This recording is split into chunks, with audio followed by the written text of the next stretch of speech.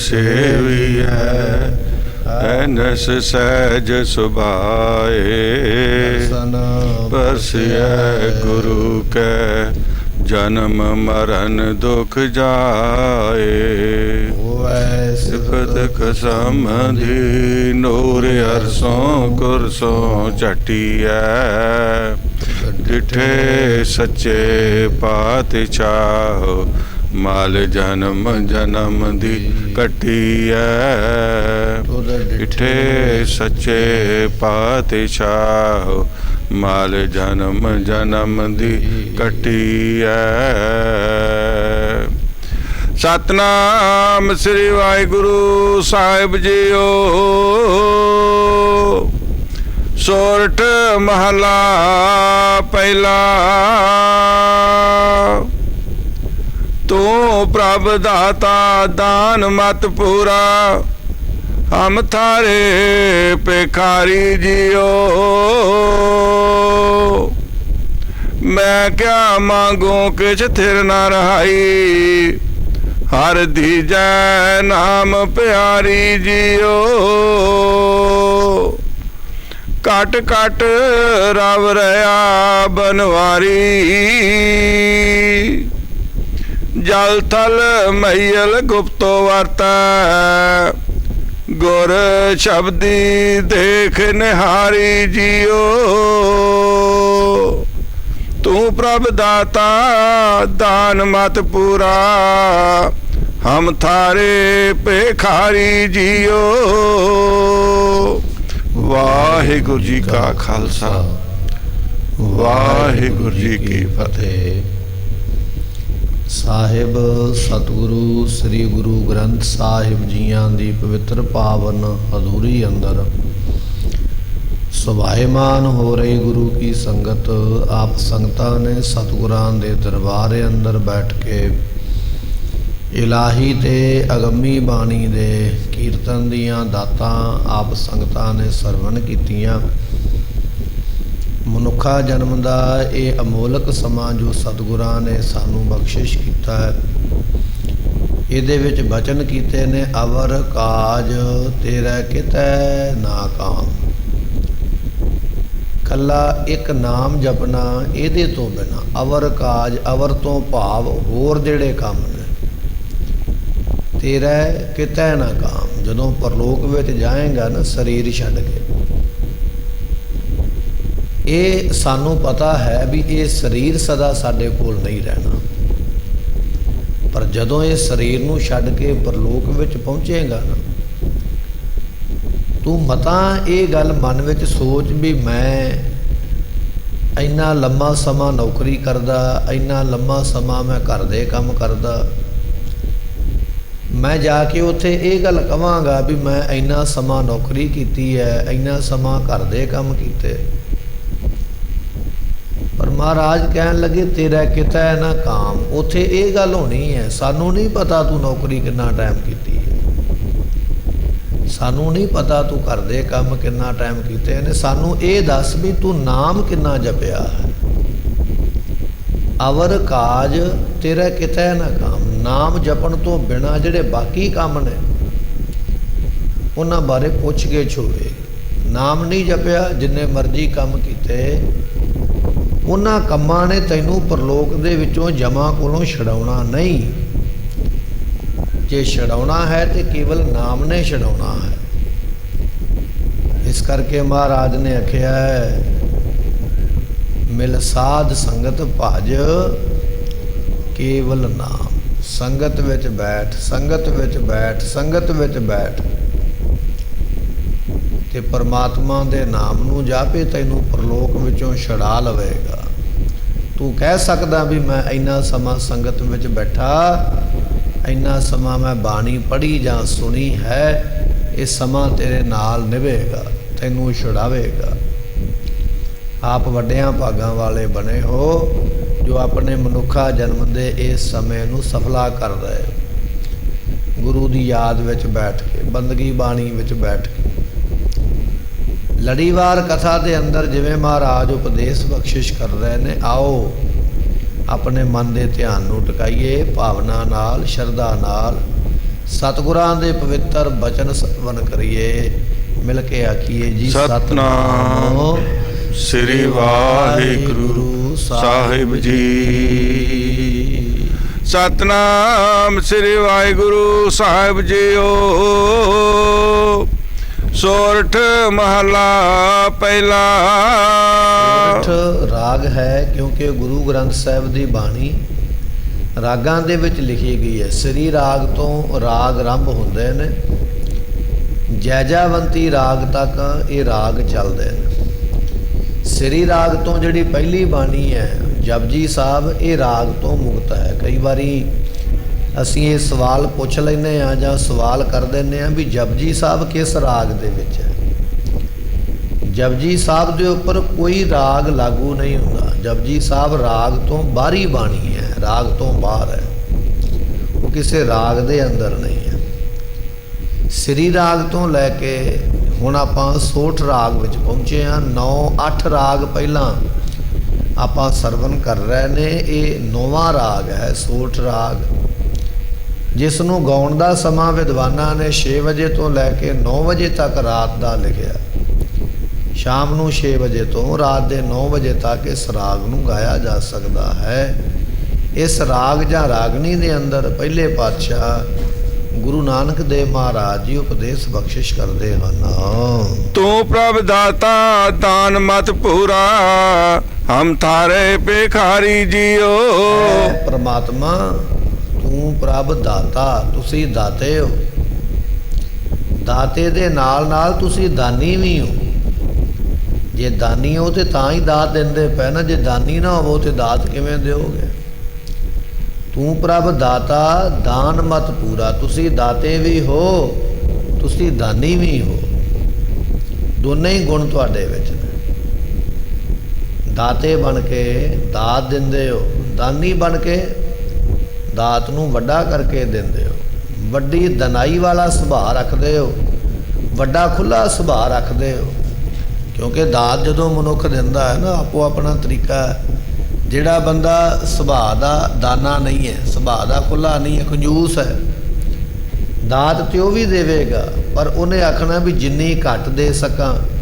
ਮੁੱਠ ਤੇ ਵੱਡੀ ਕਰਕੇ ਭਰੀ ਹੈ, ਪਰ ਦੇਣ ਲੱਗਿਆ ਹੌਲੀ ਹੌਲੀ ਮੁੱਠ ਵਿੱਚੋਂ ਦਾਣੇ ਕੱਢ ਹੀ ਦੇਣੇ, ਥੋੜ੍ਹੇ ਜਿਹਾ ਦਾਨ ਕਰਨੇ ਪੈਣ। ਪਰ ਜਿਹੜਾ ਵੱਡਾ ਦਨਾਈ ਵਾਲਾ ਸੁਭਾਅ ਰੱਖਦਾ, ਉਸਨੇ ਖੁੱਲੀ ਝੋਲੀ ਭਰ ਕੇ ਦਾਨ ਕਰ ਦੇਣੀ ਹੈ।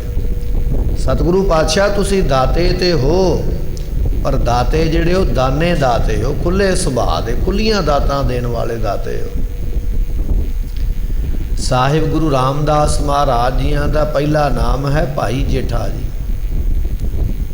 ਤੇ ਕਹਿਣ ਲੱਗੇ ਲਾਹੌਰ ਸ਼ਹਿਰ ਦੇ ਵਿੱਚ ਇਹਨਾਂ ਦਾ ਜਨਮ ਹੋਇਆ। ਅਵਤਾਰ ਗੁਰੂ ਰਾਮਦਾਸ ਪਾਤਸ਼ਾਹ ਦਾ ਲਾਹੌਰ ਸ਼ਹਿਰ ਵਿੱਚ ਹੋਇਆ। ਅੱਜ ਵੀ ਉਹ ਗੁਰੂ ਘਰ ਸੰਗਤਾਂ ਵਾਸਤੇ ਦਰਸ਼ਨ ਵਾਸਤੇ ਹੈ, ਜਿੱਥੇ ਗੁਰੂ ਰਾਮਦਾਸ ਪਾਤਸ਼ਾਹ ਨੇ ਪ੍ਰਕਾਸ਼ ਲਿਆ। ਛੋਟੀ ਉਮਰ ਦੇ ਵਿੱਚ ਪਹਿਲਾਂ ਮਾਤਾ ਜੀ ਚੜ੍ਹਾਈ ਕਰ ਗਏ, ਤੇ 7 ਕੁ ਸਾਲ ਦੀ ਉਮਰ ਸੀ ਜਦੋਂ ਪਿਤਾ ਜੀ ਵੀ ਚੜ੍ਹਾਈ ਕਰ ਗਏ।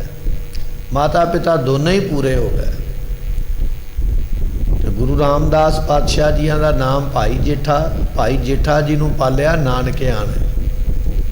ਉਹਨਾਂ ਸਮਿਆਂ ਵਿੱਚ ਬੜੀ ਗਰੀਬੀ ਹੈ ਘਰ ਦੇ ਵਿੱਚ। ਪਰਿਵਾਰ ਦਾ ਗੁਜ਼ਾਰਾ ਚਲਾਉਣ ਵਾਸਤੇ ਸਤਿਗੁਰਾਂ ਦੀ ਨਾਨੀ ਮਾਂ ਕਣਕ ਨੂੰ ਉਬਾਲ ਕੇ ਉਹਦੇ ਉੱਪਰ ਕੁਝ ਮਿੱਠਾ ਕੁਝ ਸ਼ੱਕਰ ਪਾ ਕੇ ਤੇ ਟੋਕਰੀ ਦੇ ਵਿੱਚ ਪਾ ਕੇ ਦੇ ਦਿਆ ਕਰੇ, ਜਾਓ ਪੁੱਤਰ ਜੀ ਇਸ ਨੂੰ ਵੇਚ ਕੇ ਆਓ ਬਾਜ਼ਾਰ ਦੇ ਵਿੱਚ।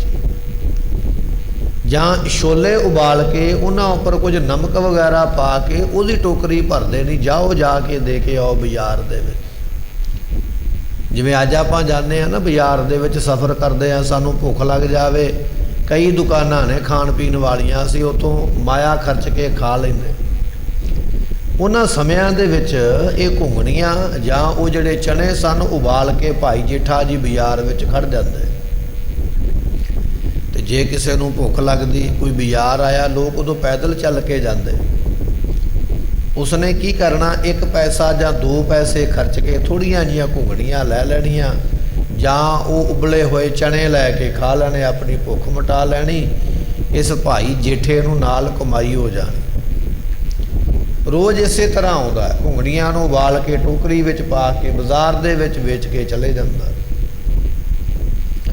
ਜਦੋਂ ਅੱਜ ਆਏ ਨਾ ਬਾਜ਼ਾਰ ਦੇ ਵਿੱਚ ਘੁੰਗਣੀਆਂ ਵੇਚਣ ਵਾਸਤੇ, ਤੇ ਕਹਿਣ ਲੱਗੇ ਹਾਲੇ ਆਵਾਜ਼ ਦਿੱਤੀ ਹੈ।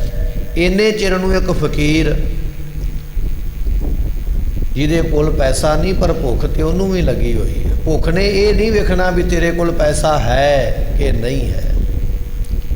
ਤੇ ਫਕੀਰ ਨੇ ਆ ਕੇ ਆਖਿਆ, ਕਹਿਣ ਲੱਗਾ ਪੈਸਾ ਤੇ ਮੇਰੇ ਕੋਲ ਨਹੀਂ, ਪਰ ਮੈਨੂੰ ਭੁੱਖ ਲੱਗੀ ਹੈ। ਇਹ ਬਾਲਕ, ਇਹ ਬੱਚੇ ਮੈਨੂੰ ਖਾਣ ਵਾਸਤੇ ਘੁੰਗਣੀਆਂ ਦੇ। ਭਾਈ ਜੇਠਾ ਜੀ ਏਡਾ ਵੱਡਾ ਇੰਨਾ ਖੁੱਲ੍ਹਾ ਸੁਭਾਅ ਰੱਖਦੇ, ਹੱਥ ਭਾਵੇਂ ਨਿੱਕੇ ਨਿੱਕੇ ਨੇ, ਆਪਣੇ ਦੋਨਾਂ ਹੱਥਾਂ ਦਾ ਬੁੱਕ ਬਣਾ ਕੇ ਤੇ ਭਰ ਕੇ ਬੁੱਕ ਉਹਦੀ ਝੋਲੀ ਵਿੱਚ ਪਾਇਆ। ਕਹਿਣ ਲੱਗੇ ਲੈ ਖਾ ਲਾ। ਸਾਧੂ ਨੇ ਉਹ ਬੁੱਕ ਭਰਿਆ ਹੋਇਆ ਘੁੰਗਣੀਆਂ ਦਾ ਜਾਂ ਛੋਲਿਆਂ ਦਾ ਖਾ ਲਿਆ। ਖਾ ਕੇ ਕਹਿਣ ਲੱਗਾ ਮੇਰੀ ਭੁੱਖ ਹਾਲੇ ਮਿਟੀ ਨਹੀਂ ਹੈ। ਕਹਿਣ ਲੱਗੇ ਤਾਂ ਕੀ ਹੋਇਆ ਨਹੀਂ ਮਿਟੀ ਹੈ? ਦੂਜਾ ਬੁੱਕ ਭਰ ਕੇ ਫਿਰ ਪਾਇਆ। ਉਸ ਭੁੱਖੇ ਸਾਧੂ ਨੇ ਛਕ ਲਿਆ। ਛਕ ਕੇ ਕਹਿਣ ਲੱਗਾ ਭੁੱਖ ਹਾਲੇ ਮਿਟੀ ਨਹੀਂ। ਫਿਰ ਤੀਜਾ ਬੁੱਕ ਪਾਇਆ। ਵਾਰ-ਵਾਰ ਬੁੱਕ ਭਰ ਕੇ ਪਾਉਂਦੇ, ਬੁੱਕ ਊਣਾ ਨਹੀਂ ਪਾਉਂਦੇ। ਜਦੋਂ 2-3 ਵਾਰੀ ਪਾਇਆ ਤੇ ਉਹਨੇ ਫਿਰ ਆਖਿਆ ਨਾ ਭੁੱਖ ਹਾਲੇ ਮੈਨੂੰ ਹੋਰ ਲੱਗੀ ਹੈ। ਸਾਰੀ ਦੀ ਸਾਰੀ ਟੋਕਰੀ ਚੁੱਕ ਕੇ ਉਹਨੂੰ ਫੜਾ ਦਿੱਤੀ। ਕਹਿਣ ਲੱਗੇ ਲੈ ਫਿਰ ਸਾਰੀ ਖਾ ਲਾ, ਭੁੱਖ ਮਿਟਾ। ਦਾਤੇ ਤੇ ਨੇ ਪਰ ਦਾਨਾ ਸੁਭਾਅ ਵੀ ਰੱਖਦੇ, ਖੁੱਲਾ ਸੁਭਾਅ ਰੱਖਦੇ। ਤਾਂ ਕੀ ਹੋਇਆ ਅੱਜ ਕਮਾਈ ਨਹੀਂ ਹੋਈ? ਇੱਕ ਭੁੱਖੇ ਦੀ ਭੁੱਖ ਤੇ ਮਿਟਾਈ ਹੈ ਨਾ, ਇਹਦੀ ਅਸੀਸ ਤੇ ਮਿਲੀ ਹੈ। ਤੇ ਜਦੋਂ ਉਹ ਸਭ ਕੁਝ ਸਾਧੂ ਨੂੰ ਖਵਾ ਕੇ ਘਰੇ ਗਏ ਨਾ, ਤੇ ਫਿਰ ਨਾਨੀ ਮਾਂ ਨੇ ਝਿੜਕਿਆ, ਇਹ ਕੀ ਕੀਤਾ? ਆਪਾਂ ਗੁਜ਼ਾਰਾ ਕਿਵੇਂ ਕਰਾਂਗੇ? ਕਹਿਣ ਲੱਗੇ ਨਾਨੀ ਮਾਂ ਪਰਮਾਤਮਾ ਦੇਵੇਗਾ, ਖੁੱਲਾ ਹੀ ਸਾਨੂੰ ਦੇਵੇਗਾ, ਤੂੰ ਫਿਕਰ ਨਾ ਕਰਿਆ ਕਰ। ਨਾਨੀ ਮਾਂ ਨੇ ਝਿੜਕਿਆ, ਘਰੋਂ ਬਾਹਰ ਆ ਗਏ। ਬਾਹਰ ਆਏ, ਕਹਿਣ ਲੱਗੇ ਜਥਾ ਸੰਗਤ ਦਾ ਇਕੱਠਾ ਹੋ ਕੇ ਸ਼ਬਦ ਪੜ੍ਹਦਾ ਹੋਇਆ ਗੁਰੂ ਅਮਰਦਾਸ ਪਾਤਸ਼ਾਹ ਦੇ ਕੋਲ ਆ ਰਿਹਾ।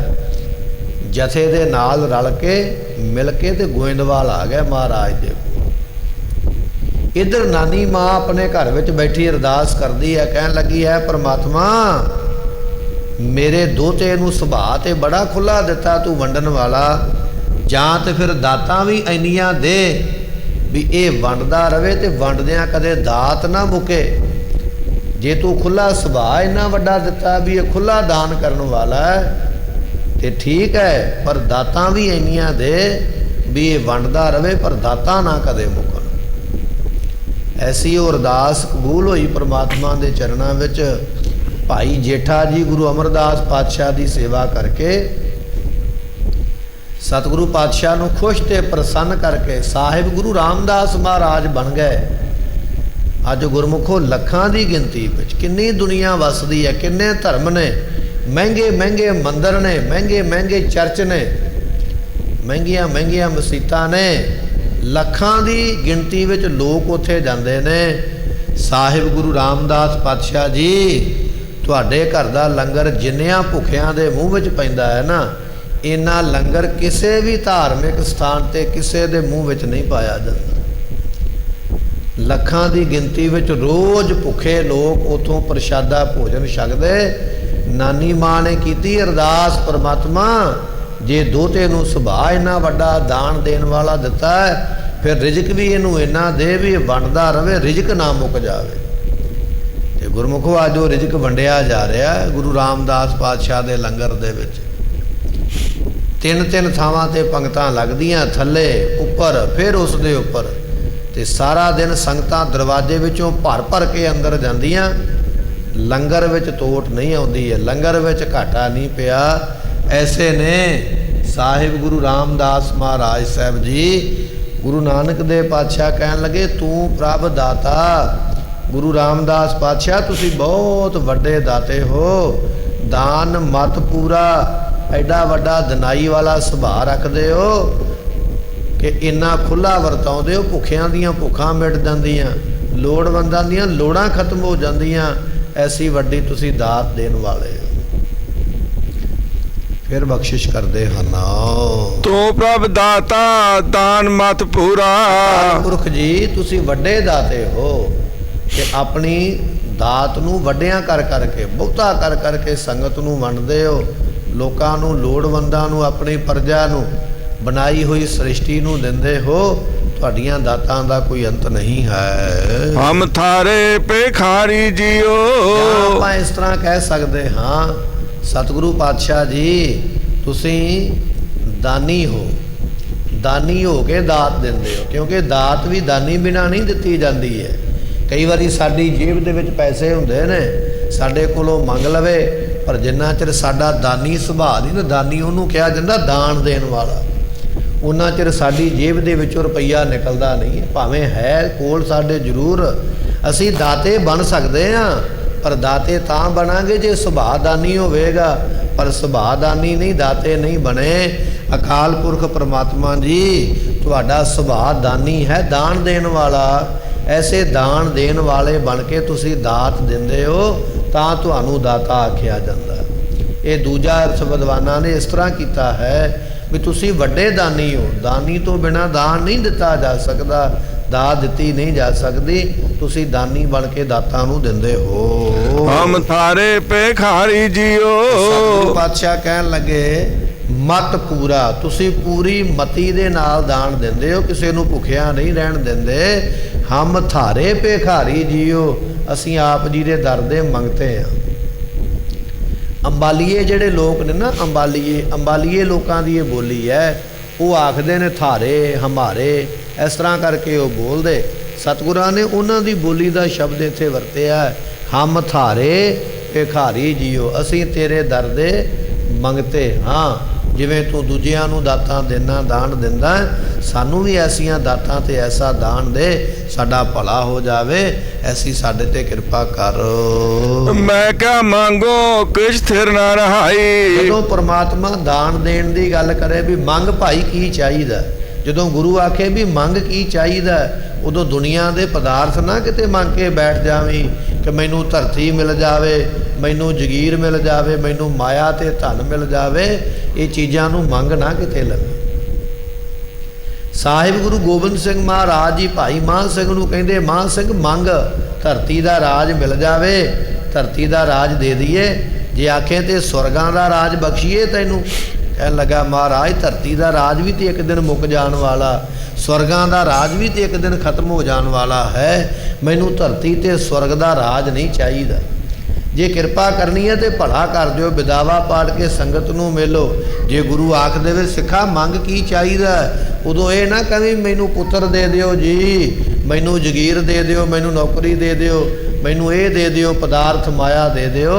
ਉਦੋਂ ਬੇਨਤੀ ਕਰ ਮੈਂ ਕਿਆ ਮੰਗੋ, ਮੈਂ ਕੀ ਮੰਗਾ ਪਰਮਾਤਮਾ ਤੇਰੇ ਕੋਲੋਂ, ਕਿਉਂਕਿ ਕਿਛ ਥਿਰ ਨਾ ਰਹਾਈ। ਦੁਨੀਆ ਦੀ ਕੋਈ ਚੀਜ਼ ਸਦਾ ਵਾਸਤੇ ਰਹਿਣ ਵਾਲੀ ਹੈ ਹੀ ਨਹੀਂ ਹੈ। ਅੱਜ ਨੌਕਰੀ ਮੰਗੀ ਹੈ ਨਾ, 18 ਸਾਲ 20 ਸਾਲ ਨੌਕਰੀ ਕਰੇਗਾ, ਚਲੇ ਗਈ, ਰਿਟਾਇਰ ਹੋ ਗਿਆ। ਅੱਜ ਜਗੀਰ ਮੰਗੀ ਹੈ, ਕਿੰਨਾ ਸਮਾਂ ਮਾਲਕ ਰਹੇਗਾ, 20-25 ਸਾਲ ਹੀ ਬੰਦਾ ਮਾਲਕ ਰਹਿੰਦਾ, ਉਸ ਤੋਂ ਅੱਗੇ ਪੁੱਤ ਪੋਤਰਿਆਂ ਦੇ ਨਾਮ ਚੜ੍ਹ ਜਾਂਦੀ, ਕੋਲ ਫਿਰ ਨਹੀਂ ਕੁਝ ਰਹਿ ਗਿਆ। ਧਨ ਮੰਗਿਆ, ਮਾਇਆ ਮੰਗੀ ਹੈ, ਮਾਇਆ ਵੀ ਉਹਨਾਂ ਚਿਰ ਤੇਰੇ ਕੋਲ ਹੈ ਜਿੰਨਾ ਚਿਰ ਤੇਰੇ ਹੱਡ ਪੈਰ ਚੱਲਦੇ। ਥੋੜਾ ਜਿਹਾ ਕਮਜ਼ੋਰ ਹੋਇਆ ਨਹੀਂ, ਤੇਰੀ ਮਾਇਆ ਦੂਜਿਆਂ ਨੇ ਸਾਂਭੀ ਨਹੀਂ। ਮੰਗਣਾ ਹੈ ਤੇ ਇਹ ਮੰਗ ਜਿਹੜੀ ਚੀਜ਼ ਸਦਾ ਵਾਸਤੇ ਰਹਿਣ ਵਾਲੀ ਹੈ। ਅਰਦਾਸ ਕਰ ਪਰਮਾਤਮਾ ਕੇਸ਼ ਥਿਰ ਨਾ ਰਹਾਈ, ਦੁਨੀਆ ਤੇ ਕੋਈ ਚੀਜ਼ ਸਦਾ ਵਾਸਤੇ ਰਹਿਣ ਵਾਲੀ ਨਹੀਂ। ਜੇ ਰਹਿਣ ਵਾਲੀ ਚੀਜ਼ ਹੈ ਤਾਂ ਉਹ ਚੀਜ਼ ਇਹ ਹੈ ਜਿਹੜੀ ਬਖਸ਼ਿਸ਼ ਕਰਦੇ ਹਨ। ਪਰ ਦੀਜਾ ਨਾਮ ਪਿਆਰੀ ਜੀਓ, ਨਾਮ ਹੈ ਨਾ ਇਹ ਸਦਾ ਰਹਿਣ ਵਾਲਾ। ਨਾਮ ਰਹਿਓ ਸਾਧੂ ਰਹਿਓ, ਰਹਿਓ ਗੁਰ ਗੋਬਿੰਦ, ਕਹੋ ਨਾਨਕ ਇਹ ਜਗਤ ਮੈਂ ਕਿਨ ਜਪਿਓ ਗੁਰਮੰਤ। ਕਿਨ ਤੋਂ ਭਾਵ ਕੋਈ ਵਿਰਲਾ ਇਹੋ ਜਿਹਾ ਜਿਹਨੇ ਗੁਰੂ ਦੇ ਮੰਤਰ ਨੂੰ, ਵਾਹਿਗੁਰੂ ਮੰਤਰ ਨੂੰ ਜਪਿਆ ਹੈ, ਨਹੀਂ ਤੇ ਦੁਨੀਆ ਦੇ ਲੋਕ ਨਾਮ ਨੂੰ ਜਪ ਨਹੀਂ ਸਕੇ। ਪਰ ਨਾਮ ਸਦਾ ਵਾਸਤੇ ਰਹਿਣ ਵਾਲਾ ਹੈ, ਨਾਮ ਕਦੇ ਖਤਮ ਨਹੀਂ ਹੁੰਦਾ। ਸਤਿਯੁਗ ਤੋਂ ਲੈ ਕੇ ਹੁਣ ਤੱਕ ਪਰਮਾਤਮਾ ਦਾ ਨਾਮ ਚੱਲਦਾ ਪਿਆ, ਆਉਣ ਵਾਲੇ ਸਮੇਂ ਵਿੱਚ ਚੱਲਦਾ ਰਹੇਗਾ। ਜੇ ਦੇਣ ਲੱਗੇ ਹੋ, ਦੁਨੀਆ ਦੇ ਪਦਾਰਥ ਰਹਿਣ ਦਿਓ, ਦੁਨੀਆ ਦੀਆਂ ਵਸਤੂਆਂ ਰਹਿਣ ਦਿਓ, ਦੁਨੀਆ ਦਾ ਧਨ ਰਹਿਣ ਦਿਓ। ਜੇ ਦੇਣਾ ਹੈ ਮੈਨੂੰ ਦੇ ਦਿਓ ਨਾਮ ਦੀ ਦਾਤ, ਨਾਮ ਦੀ ਖੈਰ ਝੋਲੀ ਪਾ ਦਿਓ। ਇਹਦੇ ਤੋਂ ਬਿਨਾ ਮੈਨੂੰ ਹੋਰ ਕੁਝ ਨਹੀਂ ਚਾਹੀਦਾ। ਇਹ ਦਾਤ ਉਹਦੇ ਕੋਲੋਂ ਮੰਗਣਾ ਕਰ। ਘਟ ਘਟ ਰਵ ਰਿਆ ਬਨਵਾਰੀ। ਬਨਵਾਰੀ ਕਿਹਾ ਜਾਂਦਾ ਹੈ ਸੰਸਾਰ ਰੂਪੀ ਬਾਗ ਦਾ ਜਿਹੜਾ ਮਾਲਕ ਹੈ। ਜਿਵੇਂ ਬਾਗ ਦਾ ਮਾਲਕ ਮਾਲੀ ਹੁੰਦਾ ਹੈ ਨਾ, ਮਾਲੀ ਉਸ ਬਾਗ ਨੂੰ ਪਾਣੀ ਪਾਉਂਦਾ ਹੈ, ਸਮੇਂ ਸਮੇਂ ਸਿਰ ਸਪਰੇਅ ਕਰਦਾ ਹੈ, ਪੰਛੀਆਂ ਨੂੰ ਉਡਾਉਂਦਾ, ਫਲਾਂ ਫੁੱਲਾਂ ਦਾ ਖਿਆਲ ਰੱਖਦਾ। ਉਹ ਪਰਮਾਤਮਾ ਦਾ ਇਹ ਸੰਸਾਰ ਇੱਕ ਬਾਗ ਹੈ। ਇਸ ਬਾਗ ਦਾ ਉਹ ਮਾਲੀ ਹੈ। ਉਹਨੇ ਤਰ੍ਹਾਂ ਤਰ੍ਹਾਂ ਦੇ ਇੱਥੇ ਬੂਟੇ ਲਾਏ ਸਾਡੇ ਸਰੀਰਾਂ ਰੂਪੀ। ਇਹਨਾਂ ਫਿਰ ਸਰੀਰਾਂ ਨੂੰ ਉਹ ਪਾਲਦਾ ਵੀ ਹੈ, ਇਹਨਾਂ ਦੀ ਰੱਖਿਆ ਵੀ ਕਰਦਾ ਹੈ, ਤਾਂ ਉਸ ਨੂੰ ਬਨਵਾਰੀ ਆਖਿਆ ਜਾਂਦਾ। ਇਹ ਸੰਸਾਰ ਦੇ ਮਾਲਕ, ਸੰਸਾਰ ਰੂਪੀ ਬਾਗ ਨੂੰ ਪਾਲਣ ਵਾਲੇ ਪ੍ਰਮਾਤਮਾ, ਤੂੰ ਘਟ ਘਟ ਰਵ ਰਹਿਆ, ਤੂੰ ਹਰੇਕ ਹਿਰਦੇ ਵਿੱਚ ਸਮਾਇਆ ਹੋਇਆ। ਇਹੋ ਜਿਹਾ ਕੋਈ ਹਿਰਦਾ ਨਹੀਂ ਜਿੱਥੇ ਤੂੰ ਹੈ ਨਹੀਂ ਹੈ। ਤੇ ਭਗਤ ਨਾਮਦੇਵ ਜੀਆਂ ਨੇ ਕੁੱਤੇ ਦੇ ਮਗਰ ਦੌੜ ਕੇ ਆਖਿਆ ਸੀ ਨਾ, ਲਓ ਜੀ ਰੋਟੀ ਖਾਣ ਲੱਗੇ ਤੇ ਚੋਪੜ ਕੇ ਖਾ ਲਓ। ਤੇ ਕਹਿਣ ਲੱਗੇ ਭਗਵਾਨ ਜੀ ਪ੍ਰਗਟ ਹੋ ਕੇ ਕਹਿਣ ਲੱਗੇ, ਨਾਮਦੇਵ ਕੁੱਤੇ ਵਿੱਚ ਵੀ ਤੂੰ ਸਾਨੂੰ ਆਖਦਾ ਵੀ ਅਸੀਂ ਬੈਠੇ ਹਾਂ। ਤੇ ਭਗਤ ਨਾਮਦੇਵ ਨੇ ਜਵਾਬ ਦਿੱਤਾ, ਕਹਿਣ ਲੱਗੇ ਮਹਾਰਾਜ ਕੋਈ ਇਹੋ ਜਿਹਾ ਹਿਰਦਾ ਹੈ ਹੀ ਨਹੀਂ ਜਿਸ ਹਿਰਦੇ ਵਿੱਚ ਤੁਸੀਂ ਨਾ ਹੋ। ਭਾਵੇਂ ਉਹ ਕੁੱਤੇ ਦਾ ਤੇ ਭਾਵੇਂ ਬਿੱਲੇ ਦਾ, ਭਾਵੇਂ ਮਨੁੱਖ ਦਾ, ਤੁਸੀਂ ਤੇ ਸਾਰਿਆਂ ਦੇ ਵਿੱਚ ਬੈਠੇ ਹੋਏ ਹੋ। ਘਟ ਘਟ ਰਵ ਰਹਿਆ ਬਨਵਾਰੀ। ਐ ਸੰਸਾਰ ਰੂਪੀ ਬਾਗ ਦੇ ਮਾਲਕ ਪਰਮਾਤਮਾ, ਤੁਸੀਂ ਹਰੇਕ ਹਿਰਦੇ ਵਿੱਚ ਬੈਠੇ ਹੋਏ ਹੋ। ਇਹ ਗੱਲ ਵੱਖਰੀ ਹੈ ਕਿ ਮੈਂ ਤੁਹਾਨੂੰ ਵੇਖ ਨਹੀਂ ਸਕਿਆ, ਮੈਂ ਤੁਹਾਨੂੰ ਪਾ ਨਹੀਂ ਸਕਿਆ, ਪਰ ਤੁਸੀਂ ਹੋ ਸਾਰਿਆਂ ਥਾਵਾਂ ਤੇ ਮੌਜੂਦ, ਪਰ ਮੈਂ ਤੁਹਾਨੂੰ ਲੱਭਿਆ ਨਹੀਂ ਹੈ। ਜਲ ਥਲ ਮਈਲ ਗੁਪਤੋ ਵਰਤੈ। ਸਤਿਗੁਰੂ ਪਾਤਸ਼ਾਹ ਕਹਿਣ ਲੱਗੇ ਉਹ ਪਰਮਾਤਮਾ ਜਲ, ਜਲ ਨਾਮ ਪਾਣੀ ਦਾ ਹੈ, ਉਹ ਪਾਣੀ ਦੇ ਵਿੱਚ ਵੀ ਸਮਾਇਆ ਹੋਇਆ ਹੈ। ਮੱਖਣ ਸ਼ਾਹ ਲੁਬਾਣੇ ਦਾ ਜਹਾਜ਼ ਡੁੱਬਦਾ ਪਿਆ ਨਾ, ਤੇ ਸਤਿਗੁਰੂ ਪਾਤਸ਼ਾਹ ਜੀ ਪਾਣੀ ਵਿੱਚੋਂ ਪ੍ਰਗਟ ਹੋ ਕੇ, ਸਮੁੰਦਰ ਵਿੱਚ ਪ੍ਰਗਟ ਹੋ ਕੇ ਉਹਦੇ ਜਹਾਜ਼ ਨੂੰ ਬੰਨੇ ਲਾਉਂਦੇ ਪਏ। ਤੁਸੀਂ ਜਲਾਂ ਦੇ ਵਿੱਚ ਵੀ ਸਮਾਏ ਹੋਏ ਹੋ। ਜਲ ਦੇ ਵਿੱਚ, ਪਾਣੀ ਵਿੱਚ ਜਿੰਨੇ ਜੀਵ ਰਹਿੰਦੇ ਨੇ ਉਹਨਾਂ ਦੇ ਵਿੱਚ ਵੀ ਤੁਸੀਂ ਸਮਾਏ ਹੋਏ ਹੋ। ਜੀਆਂ ਕਾ ਆਹਾਰ ਜੀ ਖਾਣਾ ਇਹੋ ਕਰੇ। ਉਥੇ ਵੀ ਤੁਸੀਂ ਭੋਜਨ ਬਣਾਇਆ ਹੋਇਆ। ਨੱਕ ਨੱਥ ਖਸਮ ਹੱਥ ਕਿਰਤ ਧੱਕੇ ਦੇ, ਜਹਾਂ ਦਾਣੇ ਤਹਾਂ ਖਾਣੇ ਨਾਨਕਾ। ਸੋ ਇਹ ਪਰਮਾਤਮਾ ਦਾ ਹੁਕਮ ਹੈ, ਸਾਰਿਆਂ ਥਾਵਾਂ ਤੇ ਉਹ ਦਿੰਦਾ ਹੈ। ਸਤਿਗੁਰੂ ਕਹਿ ਰਹੇ ਨੇ, ਕਹਿੰਦੇ ਜਲਾਂ ਦੇ ਵਿੱਚ ਵੀ ਉਹ ਬੈਠਾ ਹੋਇਆ। ਤੇ ਥਲ ਨਾਮ ਹੈ ਮਾਰੂ ਥਲ ਦਾ, ਜਿੱਥੇ ਰੇਤਾ ਹੀ ਰੇਤਾ, ਰੇਤ ਹੀ ਰੇਤ ਪਈ ਹੋਈ ਹੈ। ਜਿਵੇਂ ਰਾਜਸਥਾਨ ਦੇ ਇਲਾਕੇ ਵਿੱਚ ਰੇਤ ਹੈ, ਜਿਵੇਂ ਆਪਾਂ ਅਰਬ ਦੇਸ਼ ਨੂੰ ਚਲੇ ਜਾਈਏ, ਅਰਬ ਦੇਸ਼ਾਂ ਵਿੱਚ ਬੜੇ ਬੜੇ ਮਾਰੂ ਥਲ, ਬੜੇ ਬੜੇ ਟਿੱਬੇ ਨੇ ਰੇਤਾ ਦੇ, ਕਈ ਕਈ ਸੈਂਕੜੇ ਮੀਲਾਂ ਤੱਕ। ਉਹਨਾਂ ਰੇਗਿਸਤਾਨਾਂ ਵਿੱਚ ਵੀ ਤੂੰ ਬੈਠਾ ਹੋਇਆ, ਸਮਾਇਆ ਹੋਇਆ। ਮਹੀ ਨਾਮ ਧਰਤੀ ਦਾ, ਜਿੰਨੀ ਧਰਤੀ ਤੂੰ ਬਣਾਈ ਹੈ ਸਾਰੀ ਧਰਤੀ ਵਿੱਚ ਤੂੰ ਸਮਾਇਆ ਹੋਇਆ। ਅਲ ਨਾਮ ਆਕਾਸ਼ ਦਾ ਹੈ, ਜਿੰਨਾ ਵੀ ਆਕਾਸ਼ ਹੈ ਨਾ, ਸਾਰੇ ਆਕਾਸ਼ ਵਿੱਚ ਤੁਸੀਂ ਆਪ ਬਰਾਜੇ ਹੋਏ, ਧਰਤੀ ਤੇ ਆਕਾਸ਼ ਵਿੱਚ ਆਪ ਸਮਾਏ ਹੋਏ। ਪਰ ਬਚਨ ਇਹ ਆ ਗਿਆ, ਜੇ ਤੁਸੀਂ ਧਰਤੀ ਤੇ ਬੈਠੇ ਹੋ, ਆਕਾਸ਼ ਵਿੱਚ ਬੈਠੇ ਹੋ, ਪਾਣੀ ਤੇ ਰੇਤਾ ਵਿੱਚ ਬੈਠੇ ਹੋ, ਪਰ ਸਾਨੂੰ ਦਿਸਦੇ ਕਿਉਂ ਨਹੀਂ? ਫਿਰ ਸਾਨੂੰ ਦਿਸਣੇ ਵੀ ਤੇ ਚਾਹੀਦੇ ਹੋ ਨਾ। ਆਪਾਂ ਕੋਈ ਚੀਜ਼ ਰੱਖੀਏ ਤੇ ਦਿਸਦੀ ਤੇ ਪਈ ਹੈ ਨਾ। ਪਰਮਾਤਮਾ ਤੁਸੀਂ ਦਿਸਦੇ ਕਿਉਂ ਨਹੀਂ? ਸਤਿਗੁਰੂ ਪਾਤਸ਼ਾਹ ਕਹਿਣ ਲੱਗੇ ਗੁਪਤੋ ਵਰਤੈ। ਹੈ ਜ਼ਰੂਰ, ਪਰ ਉਹਨੇ ਆਪਣੇ ਆਪ ਨੂੰ ਗੁਪਤ ਕੀਤਾ ਹੋਇਆ, ਆਪਣੇ ਆਪ ਨੂੰ ਉਹਨੇ ਛੁਪਾਇਆ ਹੋਇਆ ਵੀ ਮੈਨੂੰ ਕੋਈ ਵੇਖ ਨਾ ਸਕੇ। ਉਹਨੂੰ ਵੇਖੇਗਾ ਉਹ ਜਿਹੜਾ ਵੇਖਣ ਦੀ ਇੱਛਾ ਰੱਖਦਾ, ਸਾਰਿਆਂ ਨੂੰ ਨਹੀਂ ਦਿਸੇਗਾ। ਉਹ ਹੈ ਜ਼ਰੂਰ, ਜਿਵੇਂ ਫੁੱਲ ਦੇ ਵਿੱਚ ਸੁਗੰਧੀ ਹੈ, ਪਰ ਸੁਗੰਧੀ ਦਿਸਦੀ ਥੋੜ੍ਹੀ ਹੈ। ਸੁਗੰਧੀ ਨੂੰ ਅਸੀਂ ਉਦੋਂ ਮਹਿਸੂਸ ਕਰਾਂਗੇ ਜਦੋਂ ਆਪਣੇ ਨੱਕ ਨੂੰ ਫੁੱਲ ਦੇ ਕੋਲ ਲੈ ਕੇ ਜਾਵਾਂਗੇ। ਜਿੰਨਾ ਚਿਰ ਨੱਕ ਫੁੱਲ ਦੇ ਕੋਲ ਨਹੀਂ ਗਿਆ ਕਿਵੇਂ ਪਤਾ ਲੱਗੇ ਸੁਗੰਧੀ ਹੈ? ਪਰ ਸੁਗੰਧੀ ਹੈ ਜ਼ਰੂਰ ਹੈ। ਇਸੇ ਤਰ੍ਹਾਂ ਪਰਮਾਤਮਾ ਹੈ ਜ਼ਰੂਰ, ਪਰ ਜਿੰਨਾ ਚਿਰ ਅਸੀਂ ਉਹਨੂੰ ਪਾਉਣ ਦਾ ਯਤਨ ਨਹੀਂ ਨਾ ਕਰਾਂਗੇ ਉਹਨਾਂ ਚਿਰ ਉਹ ਪਾਇਆ ਨਹੀਂ ਜਾਣਾ, ਕਿਉਂਕਿ ਉਹ ਗੁਪਤ ਹੋ ਕੇ ਵਰਤਦਾ ਪਿਆ। ਗੁਪਤੋ ਵਰਤੈ, ਗੁਪਤ ਰੂਪ ਹੋ ਕੇ ਵਰਤਦਾ ਹੈ। ਗੁਰ ਸ਼ਬਦੀ ਦੇਖ ਨਿਹਾਰੀ ਜੀਓ। ਗੁਰ ਸ਼ਬਦੀਏ ਨੇ, ਗੁਰ ਸ਼ਬਦੀਏ ਕੌਣ? ਜਿਨ੍ਹਾਂ ਨੇ ਗੁਰੂ ਦਾ ਉਪਦੇਸ਼ ਲੈ ਲਿਆ, ਜਿਨ੍ਹਾਂ ਨੇ ਗੁਰੂ ਦੀ ਸਿੱਖਿਆ ਲਈ ਹੈ ਨਾ, ਉਹਨਾਂ ਗੁਰੂ ਉਪਦੇਸੀਆਂ ਨੇ ਆਪ ਨੂੰ ਵੇਖ ਕੇ ਨਿਹਾਲ ਹੋਣਾ ਕੀਤਾ। ਉਪਦੇਸ਼ ਕਿਹਨੇ ਲਿਆ? ਭਾਈ ਸਾਹਿਬ, ਭਾਈ ਕਨ੍ਹੱਈਆ ਜੀਆਂ ਨੇ। ਸਤਿਗੁਰੂ 10ਵੇਂ ਪਾਤਸ਼ਾਹ ਦਾ ਉਪਦੇਸ਼ ਲੈ ਕੇ ਮੁਸਲਮਾਨ ਭਾਵੇਂ ਹਿੰਦੂ ਹੈ, ਭਾਵੇਂ ਸਿੱਖ ਹੈ, ਕਿਸੇ ਵੀ ਜਾਤ ਧਰਮ ਦਾ, ਭਾਵੇਂ ਦੁਸ਼ਮਣ ਹੈ ਤੇ ਭਾਵੇਂ ਮਿੱਤਰ ਹੈ, ਸਾਰਿਆਂ ਨੂੰ ਪਾਣੀ ਪਿਲਾਉਂਦੇ। 10ਵੇਂ ਪਾਤਸ਼ਾਹ ਦੇ ਕੋਲ ਸ਼ਿਕਾਇਤ ਪਹੁੰਚੀ, ਪੁੱਛਿਆ, ਕਹਿਣ ਲੱਗੇ ਕਿਉਂ ਪਿਲਾਉਂਦੇ ਹੋ ਪਾਣੀ? ਕਹਿੰਦੇ ਮਹਾਰਾਜ ਤਾਂ ਪਿਲਾਉਂਦੇ ਆ, ਸਾਨੂੰ ਤੇ ਸਾਰਿਆਂ ਵਿੱਚ ਨਜ਼ਰ ਹੀ ਤੁਸੀਂ ਆਉਂਦੇ, ਕੋਈ ਦੂਜਾ ਨਜ਼ਰ ਹੀ ਨਹੀਂ ਆਉਂਦਾ ਪਿਆ। ਗੁਰ ਸ਼ਬਦੀ ਦੇਖ, ਜਿਹੜੇ ਗੁਰੂ ਸ਼ਬਦੀਏ ਨੇ, ਗੁਰੂ ਸਿੱਖਿਆ ਲੈਣ ਵਾਲੇ, ਉਹਨਾਂ ਗੁਰਮੁਖਾਂ ਨੇ ਆਪ ਜੀ ਨੂੰ ਵੇਖ ਕੇ ਨਿਹਾਰੀ ਜੀਓ ਨਿਹਾਲ ਹੋ ਜਾਣਾ ਕੀਤਾ। ਆਪ ਜੀ ਨੂੰ ਵੇਖ ਕੇ ਨਿਹਾਲ ਹੋ ਗਏ, ਐਸੇ ਉਹ ਗੁਰ ਸ਼ਬਦੀਏ ਨੇ। ਫਿਰ ਫਰਮਾਉਂਦੇ ਹਨ, ਗੁਰ ਸ਼ਬਦੀ ਦੇਖ ਨਿਹਾਰੀ ਜੀਓ। ਗੁਰੂ ਸ਼ਬਦ ਜਪਣ ਵਾਲਿਆਂ ਨੇ ਆਪ ਜੀ ਨੂੰ ਵੇਖਿਆ ਹੈ, ਜਿਵੇਂ ਭਗਤ ਨਾਮਦੇਵ ਜੀ ਨੇ ਵੇਖਿਆ, ਭਗਤ ਕਬੀਰ ਸਾਹਿਬ ਜੀ ਨੇ ਵੇਖਿਆ। ਐਸੇ ਜਿਹੜੇ ਗੁਰਮੁਖ ਨੇ ਜਿਨ੍ਹਾਂ ਨੇ ਗੁਰੂ ਸ਼ਬਦ ਨਾਲ ਆਪ ਜੀ ਨੂੰ ਵੇਖ ਲਿਆ ਹੈ ਨਾ, ਉਹਨਾਂ ਦੁਆਰੇ ਆਪ ਜੀ ਮੈਨੂੰ ਵੀ ਦਰਸ਼ਨ ਕਿਰਪਾ ਕਰਕੇ ਦੇ ਦਿਓ, ਮੈਂ ਵੀ ਨਿਹਾਲ ਹੋ ਜਾਵਾਂ। ਜਿਨ੍ਹਾਂ ਨੇ ਤੈਨੂੰ ਵੇਖਿਆ ਉਹਨਾਂ ਦੇ ਜਰੀਏ, ਉਹਨਾਂ ਦੇ ਕਰਕੇ ਮੈਨੂੰ ਆਪ ਜੀ ਦਿਖਾਈ ਦੇਵੋ, ਤਾਂ ਕਿ ਮੈਂ ਨਿਹਾਲ ਹੋ ਜਾਵਾਂ, ਮੈਂ ਵੀ ਸਫਲਾ ਹੋ ਜਾਵਾਂ। ਕਹਿਣ ਲੱਗੇ ਇੱਕ ਸ਼ਾਹੂਕਾਰ ਨੇ ਨਾ ਸ਼ੰਕਾ ਕਰ ਲਿਆ ਵੀ ਗੁਰੂ ਗ੍ਰੰਥ ਸਾਹਿਬ ਪਾਤਸ਼ਾਹ ਮਹਾਰਾਜ ਜੀ ਪ੍ਰਗਟ ਗੁਰਾਂ ਕੀ ਦੇਹ ਨਹੀਂ ਹੈਗੇ। ਕਹਿਣ ਲੱਗੇ ਜਦੋਂ ਸ਼ੰਕਾ ਕੀਤਾ ਨਾ ਕਿਸੇ ਮਹਾਤਮਾ ਗੁਰਮੁਖ ਦੇ ਕੋਲ, ਤੇ ਉਹ ਬੜੇ ਬੰਦਗੀ ਵਾਲੇ ਸਨ, ਉਹਨਾਂ ਨੂੰ ਪ੍ਰਤੱਖ ਦਰਸ਼ਨ ਹੁੰਦੇ ਸਤਿਗੁਰੂ ਪਾਤਸ਼ਾਹ ਦੇ। ਕਹਿਣ ਲੱਗੇ ਸ਼ਾਹੂਕਾਰ ਨੂੰ, ਕਹਿੰਦੇ ਜੇ ਤੇਰੇ ਮਨ ਵਿੱਚ ਇਹ ਖਿਆਲ ਆ ਗਿਆ ਨਾ ਵੀ ਗੁਰੂ ਗ੍ਰੰਥ ਸਾਹਿਬ ਪਾਤਸ਼ਾਹ ਜੀ ਪ੍ਰਗਟ ਗੁਰਾਂ ਕੀ ਦੇਹ ਨਹੀਂ ਹੈਗੇ, ਵੀ ਗੁਰੂ ਨਾਨਕ ਸਾਹਿਬ ਦਾ ਸਰੂਪ ਨਹੀਂ, ਤੇ ਕਹਿਣ ਲੱਗੇ ਦੀਵਾਨ ਵਿੱਚ ਸ਼ਾਮ ਨੂੰ ਆ ਜਾਵੀਂ, ਤੈਨੂੰ ਦਿਖਾ ਦੇਵਾਂ। ਸ਼ਾਹੂਕਾਰ ਕਹਿਣ ਲੱਗਾ ਠੀਕ ਹੈ। ਕਹਿਣ ਲੱਗੇ ਦੀਵਾਨ ਸਜਿਆ, ਦੀਵਾਨ ਦੀ ਸਮਾਪਤੀ ਹੋ ਗਈ, ਸ਼ਾਹੂਕਾਰ ਥੋੜਾ ਜਿਹਾ ਲੇਟ ਹੋ ਗਿਆ। ਇੰਨੇ ਚਿਰ ਨੂੰ ਗੁਰੂ ਗ੍ਰੰਥ ਸਾਹਿਬ ਪਾਤਸ਼ਾਹ ਮਹਾਰਾਜ ਜੀਆਂ ਦੇ ਸੁਖਾਸਨ ਹੋ ਗਏ। ਜਦੋਂ ਸੁਖਾਸਨ ਹੋ ਗਿਆ ਉਹਨੇ ਚਿਰ ਨੂੰ ਸ਼ਾਹੂਕਾਰ ਆ ਗਿਆ ਦੇਖਣ ਵਾਸਤੇ ਵੀ ਮਹਾਤਮਾ ਨੇ ਕਿਹਾ ਸੀ ਕਿ ਗੁਰੂ ਪਾਤਸ਼ਾਹ ਪ੍ਰਗਟ ਗੁਰਾਂ ਕੀ ਦੇਣ। ਕਹਿਣ ਲੱਗਾ ਜੀ ਮੈਂ ਥੋੜਾ ਲੇਟ ਹੋ ਗਿਆ, ਪਰ ਮੈਨੂੰ ਕਿਰਪਾ ਕਰਕੇ ਵਿਖਾਓ।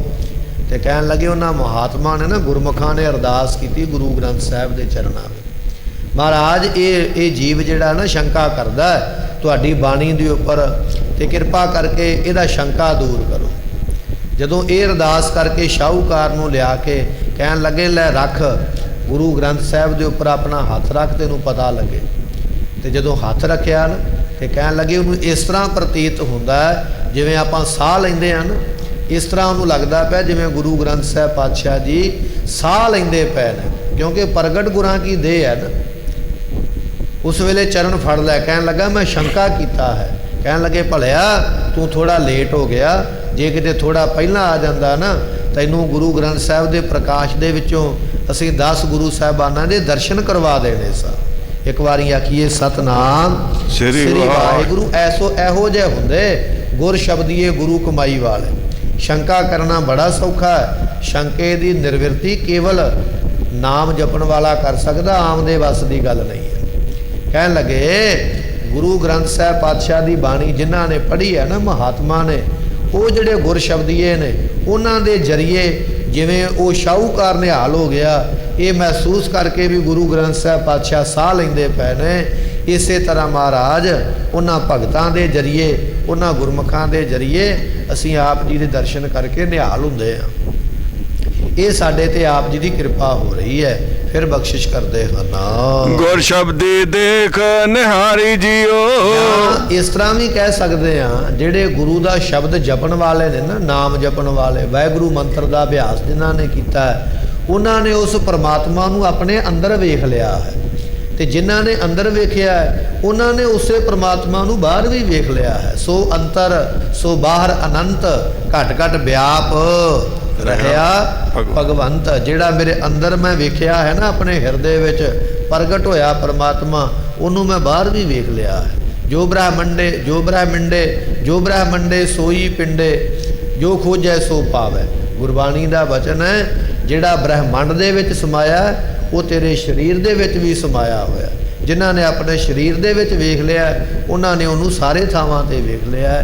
ਐਸਾ ਉਹ ਪਰਮਾਤਮਾ ਸੋ ਅੰਤਰ ਸੋ ਬਾਹਰ ਅਨੰਤ, ਜਿਹੜਾ ਅੰਦਰ ਬੈਠਾ ਹੈ ਉਹ ਬੇਅੰਤ ਪਰਮਾਤਮਾ ਬਾਹਰ ਵੀ ਹੈ। ਗੁਰ ਸ਼ਬਦੀ ਦੇਖ ਨਿਹਾਰੀ ਜੀਓ। ਗੁਰੂ ਸ਼ਬਦ ਜਪਣ ਵਾਲਿਆਂ ਨੇ ਉਹਨੂੰ ਆਪਣੇ ਅੰਦਰ ਵੀ ਵੇਖਿਆ, ਉਹਨੂੰ ਆਪਣੇ ਬਾਹਰ ਵੀ ਵੇਖ ਲਿਆ ਹੈ। ਰਹਾਓ ਮਰਤ ਪਿਆਲ ਆਕਾਸ਼ ਦਿਖਾਇਓ, ਗੁਰ ਸਤਗੁਰ ਕਿਰਪਾ ਧਾਰੀ ਜੀਓ। ਨਾਮ ਪੂਜਨੀਕ ਦਾ ਹੈ। ਜਿਹੜੇ ਪੂਜਨੀਕ ਸਤਿਗੁਰੂ ਨੇ ਜਦੋਂ ਵੱਡੀ ਭਾਰੀ ਕਿਰਪਾ ਕਰਦੇ, ਕਿਵੇਂ ਪਤਾ ਲੱਗੇ ਵੀ ਗੁਰੂ ਨੇ ਵੱਡੀ ਕਿਰਪਾ ਕੀਤੀ ਹੈ? क्योंकि गुरु साडा ते हर वेले कृपा करदा है। सानू कई वारी पता नहीं ना लगता भी गुरु ने कृपा की है। जदों गुरु पातशाह वड्डी कृपा करदे किवें पता लगेगा? ये एक साडा सवाल है, एक साडे मन दा ये भरम शंका है। गुरु कृपा करे सानू पता किवें लगे? महाराज कहंदे पता इस तरह लगेगा जदों गुरु वड्डी कृपा करदा है। फिर की हुंदा? मरत नाम मात लोक दा, इस मात लोक दे विच समाया होया तैनूं वो दिस पवेगा। पयाल नाम पताल लोक दा, थले थले वालियां धरतियां, उन्हां दे विच भी तैनूं वो परमात्मा दी जोत नज़र आवेगी। आकाश तो भाव है स्वर्ग लोक, स्वर्ग दे लोक विच बैठा भी तैनूं दिखाई देवेगा। मरत पयाल आकाश दिखायो, गुरु ने कृपा कर देनी है। तैनूं पताल विच भी उहदे दर्शन हो जाणगे, तैनूं ऐस दुनिया विच भी उहदे दर्शन हो जाणगे, तैनूं स्वर्गां दे विच बैठा भी उही दिसेगा। इत्थों समझ लई कि मेरे गुरु ने मेरे ते वड्डी कृपा कीती है। वड्डी कृपा की है? ये है वड्डी कृपा। तैनूं सारियां थावां ते उहने अपना स्वरूप विखा दिता है। ते कहण लगे वो परमात्मा दे चरण पताल विच वसे होए ते ओदा सीस जिहड़ा स्वर्ग विच विराजमान है। ते कहण लगे धाड़ो दा इस मात लोक विच सुभाएमान ऐसा विराट स्वरूप तैनूं वो दिखा देवेगा। गुर सतगुर, गुर जिहड़े पूजनीक सतगुरु ने, गुर कृपा जदों उन्होंने वड्डी कृपा की तेरे ते, फिर मरत प्याल आकाश दिखायो, मात लोक पताल लोक स्वर्ग लोक, इन्हां सारियां थावां ते वो तैनूं दिखा देणगे अपना स्वरूप। ऐसी कृपा करदे हन। सो ब्रह्म अजोनी है बिहोनी, घट भीतर देख मरारी जियो। है ना परमात्मा, सो ब्रह्म वो परमात्मा अजोनी है, जूना विच नहीं आउंदा। असीं जूना विच आए हैं, पता नहीं पिछले जन्म विच की होवांगे। जे बंदगी सिमरन नहीं कीता ते पता नहीं अगले जन्म विच की होवांगे। कई जन्म भै कीट पतंगा, गुरमत ये गल कहती है कीड़े ते पतंगे बन के तैनूं ये मनुखा देही बाद विच मिली है। कई जन्म भै कीट पतंगा, कई जन्म गज मीन कुरंगा, कदे हाथी बन गया, मच्छी बन गया, हिरन बन गया। कई जन्म पंखी सर्प होयो, कदे पंछी बन के उड़दा पिया, कदे सप बन के धरती ते लेटदा पिया। कई जन्म हैवर बृख जोयो, कदे घोड़ा बन के सवारियां ढोंदा है, कदे बलद बन के हल खिंचदा पिया। ये जन्म तू बंदिया धारण कीते पहला। इन्हां जन्मां तो बाद विच तू मनुखा जन्म विच आया। जे हुण बंदगी ना कीती, सिमरन ना कीता, भजन ना कीता, तो ये जूना अगे भी मौजूद ने, दोबारा फिर उन्हां विच चल पवेगा। भगत कबीर जियां दा शब्द आपां पढ़दे हन कि उन्होंने आख्या सी ना, कहन लगे चार पाव दोए गोंग सिंह मुख तब कैसे गुण गई है, उठत बैठत ठेंगा पर है तब कत मूंड लुकई है, फाटे नाकन टूटे कांदन कोदो को पुस खई है, सारो दिन से बोल डोलत बन मैया अजो न प्रेट अगई है, जन भगतन का कहो न मानो कियो अपनों पई है। ये शब्द इस गल नूं सिद्ध करदा है भी बंदे नूं जूनी अगे मिलदी है। जिवें एक ब्राह्मण वो किसी के घर का लंगर तो छक लैंदा सी पर बंदगी नहीं सी करदा, ते फिर उस घर का लेखा देने वास्ते पशु बन गया। ते भगत कबीर जियां ने आख्या, कहन लगे वो भलिया ये हुण लेखा देना पैना। सतगुरु पातशाह कहन लगे तू जूना दे विच है बंदिया, पर परमात्मा अजूनी है। अजूनी तो भाव हुंदा जिहड़ा जूना विच नहीं आया। आपां मूल मंत्र का पाठ पढ़ते हैं ना, उहदे विच आउंदा अजूनी सै भंग गुर प्रसाद। ये परमात्मा दे गुण ने, वो जूना विच नहीं है। सो ब्रह्म अजूनी, वो ब्रह्म परमात्मा जूना तो रहत है भाई, कदे रब जून विच नहीं आउंदा है, हुण भी है, इस वेले भी साडे विच बैठा होया। भी जिहड़ा समा पिछे लंघ गया ना, भी जिहड़ा समा आउण वाला जां पिछे लंघ गया, उहदे विच भी वो परमात्मा सी, होसी जिहड़ा आउण वाला है उहदे विच भी होवेगा। उहदा अक्स साडे विच जरूर है, उहदी जोत साडे विच जरूर है, पर वो आप जन्म दे विच नहीं। समझण वास्ते एक छोटी जी उदाहरण है, जिवें 100 घड़ा पानी का भरिया, 100 घड़ा पानी का भरिया, पर वो 100 घड़े दे विच सूरज दिखाई देंदा। तुसीं वेखोगे ना घड़े दे पानी विच सूरज दिखाई देंदा पिया, उहदा प्रतिबिंब पैंदा पिया, ਉਹਦਾ ਪ੍ਰਕਾਸ਼ ਪੈਂਦਾ ਪਿਆ ਸਾਰੇ ਘੜਿਆਂ 'ਚ। ਪਰ ਜੇ ਕੋਈ ਬੰਦਾ ਇਹ ਗੱਲ ਕਵੇ ਕਿ ਮੈਂ ਘੜਾ ਤੋੜ ਦਿਆਂ ਇੱਟਾਂ ਮਾਰ ਕੇ ਜਾਂ ਡੰਡਾ ਮਾਰ ਕੇ, ਤੇ ਉਹ ਸੂਰਜ ਵੀ ਟੁੱਟ ਜਾਏਗਾ। ਨਹੀਂ, ਘੜਾ ਟੁੱਟਣ ਦੇ ਨਾਲ ਉਹਦਾ ਪ੍ਰਤੀਬਿੰਬ ਖਤਮ ਹੋ ਸਕਦਾ, ਉਹਦੀ ਰੌਸ਼ਨੀ ਜਿਹੜੀ ਵਿੱਚ ਪੈ ਰਹੀ ਹੈ, ਉਹਦੀ ਤਸਵੀਰ ਪਾਣੀ 'ਚ ਆ ਰਹੀ, ਉਹ ਮੁੱਕੇਗੀ, ਸੂਰਜ ਨਹੀਂ ਮੁੱਕੇਗਾ।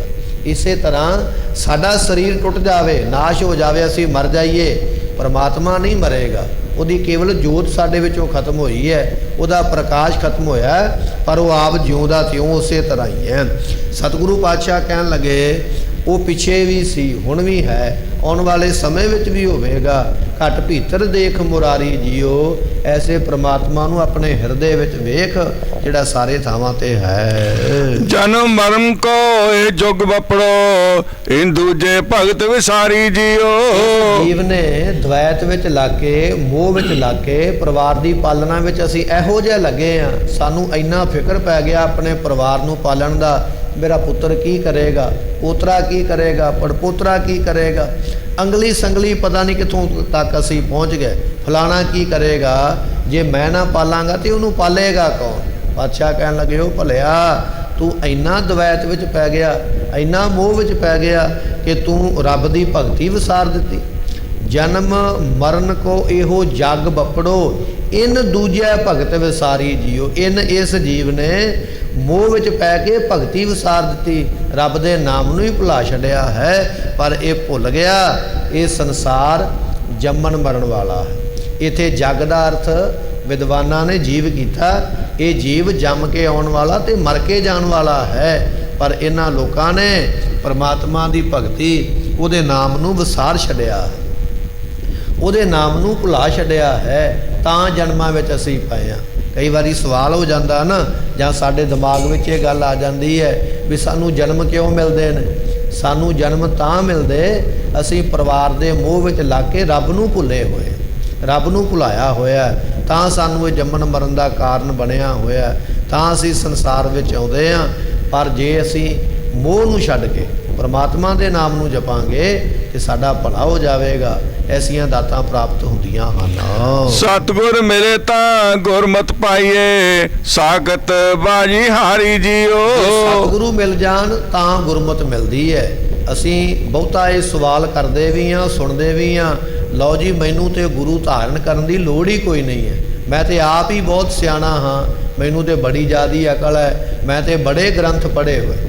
ਗ੍ਰੰਥ ਪੜ੍ਹਨ ਦੇ ਨਾਲ ਗੁਰੂ ਨਹੀਂ ਮਿਲ ਜਾਣਾ, ਗੁਰੂ ਮਿਲੇਗਾ ਤੇ ਪ੍ਰਾਪਤੀ ਤਾਂ ਹੋਣੀ ਹੈ। ਮਹਾਰਾਜ ਕਹਿਣ ਲੱਗੇ ਸਤਿਗੁਰ ਬੰਧਨ ਤੋੜ, ਸੋ ਸਤਿਗੁਰ ਮਿਲੇ ਤਾਂ ਗੁਰਮਤਿ ਪਾਈਏ। ਜੇ ਗੁਰੂ ਮਿਲੇ ਤਾਂ ਗੁਰੂ ਦੀ ਮੱਤ ਮਿਲਦੀ ਹੈ। ਗੁਰੂ ਮਿਲੇ ਤੋਂ ਬਿਨਾ ਗੁਰੂ ਦੀ ਮੱਤ ਨਹੀਂ ਮਿਲ ਸਕਦੀ।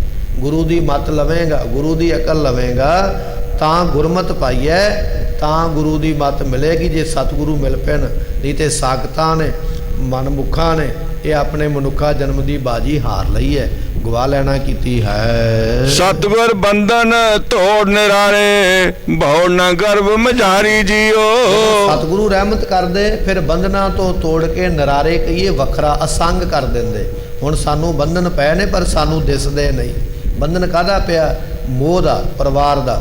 ਬੰਧਨ ਕਾਹਦਾ ਪਿਆ? ਸਾਨੂੰ ਸੰਸਾਰ ਦੇ ਪਦਾਰਥਾਂ ਦਾ। ਬੰਧਨ ਕਾਹਦਾ ਪੈ ਗਿਆ? ਮਾਇਆ ਦਾ। ਬੰਧਨ ਕਾਹਦਾ ਪੈ ਗਿਆ? ਦੁੱਖ ਦਾ। ਇਹ ਸਾਰੇ ਬੰਧਨ ਪਏ ਹੋਏ, ਪਰ ਗੁਰੂ ਕਿਰਪਾ ਕਰ ਦਿੰਦਾ ਹੈ, ਮੋਹ ਦੇ ਬੰਧਨ ਨੂੰ ਵੀ ਮਹਾਰਾਜ ਕੱਟ ਦਿੰਦੇ, ਪਦਾਰਥਾਂ ਦੇ ਬੰਧਨ ਵੀ ਕੱਟੇ ਜਾਂਦੇ। ਸਤਿਗੁਰ ਬੰਧਨ ਤੋੜ ਨਿਰਾਰੇ, ਗੁਰੂ ਬੰਧਨਾਂ ਨੂੰ ਤੋੜ ਕੇ ਨਿਰਾਰੇ ਕਹੀਏ ਆਜ਼ਾਦ ਕਰ ਦਿੰਦਾ ਵੀ ਜਾ ਭਾਈ ਮੌਜਾਂ ਕਰ, ਹੁਣ ਤੇਰੇ ਤੇ ਬੰਧਨ ਕੋਈ ਨਹੀਂ ਹੈ। ਬਹੁੜ ਨਾ ਗਰਭ ਮਝਾਰੀ ਜੀਓ, ਫਿਰ ਉਹ ਜੀਵ ਜਨਮ ਦੇ ਵਿੱਚ ਨਹੀਂ ਪੈਂਦੇ। ਗਰਭ ਨਾਮ ਜਿੱਥੇ ਬੰਦੇ ਦਾ ਜਾਂ ਕਿਸੇ ਵੀ ਜੀਵ ਦਾ ਸਰੀਰ ਬਣਦਾ ਹੈ, ਜਿੱਥੇ ਬੰਤਰ ਹੁੰਦੀ ਹੈ ਨਾ, ਜਿਹਨੂੰ ਆਪਾਂ ਕਹਿ ਦਿੰਦੇ ਹਾਂ ਕੁੱਖ, ਉਹਨੂੰ ਕਿਹਾ ਜਾਂਦਾ ਗਰਭ।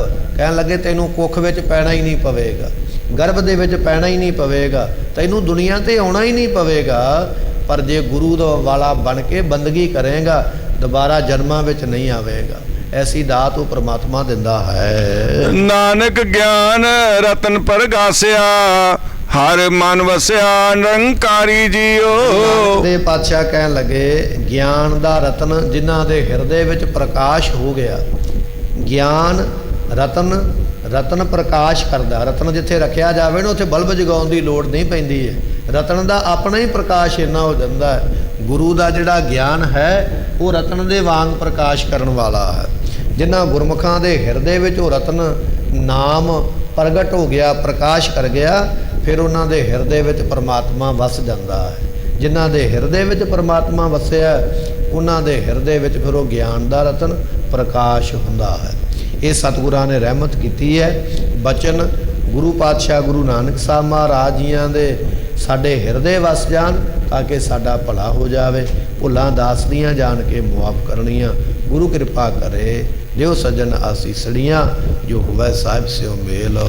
ਸਤਿਗੁਰ ਬੰਦਨ ਧੋੜ ਨਿਰਾਰੇ ਬਹੁ ਨਗਰ ਮਝਾਰੀ ਜੀਓ ਨਾਨਕ ਗਿਆਨ ਰਤਨ